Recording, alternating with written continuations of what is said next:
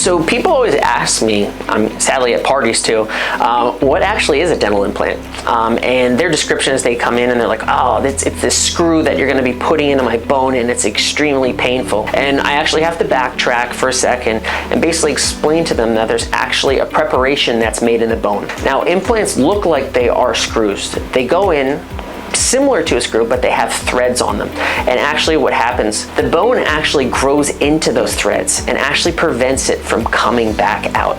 And the other thing I always try to explain to patients is that they think that when that screw goes in, it's gonna hurt. It's gonna hurt your bone, it's gonna hurt them. And I always try to explain to them that bone is not like skin. You can pinch skin and you can feel it. If I numbed you up and pushed a little tissue back, we could actually drill into your bone and you wouldn't feel anything. So the big thing I get is a lot of patients who come in and they have a missing tooth, and the first thing I say is, I'd like a dental implant. And one of the first things I respond with is, you don't want a dental implant, you want a tooth to replace that missing spot. And then people typically ask me, well, can it be done for me? So the first thing I usually do is, kind of glance through the health history, make sure that everything's looking pretty good. The next thing, you may not be familiar with it, but it's called a cone beam scan. I'm actually able to take an x-ray and actually able to look at your bone from all different dimensions and see if you have enough bone or if you're going to need to have some bone added, to have that implant placed. So, the general process is it's typically done under local anesthetic. We numb everything up.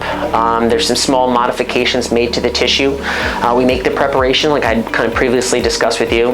The implant's placed. We typically need to wait about 3 to 4 months. We come back, we revisit the area, make sure that that implant is what we discussed before called integrated, that your body has accepted it, not rejected it. If that's the case, we can move forward with taking impressions just like you would for a normal crown to put a tooth back in that space. So you just got your crown, and then people always ask me, well, how do I take care of this? What do I need to do?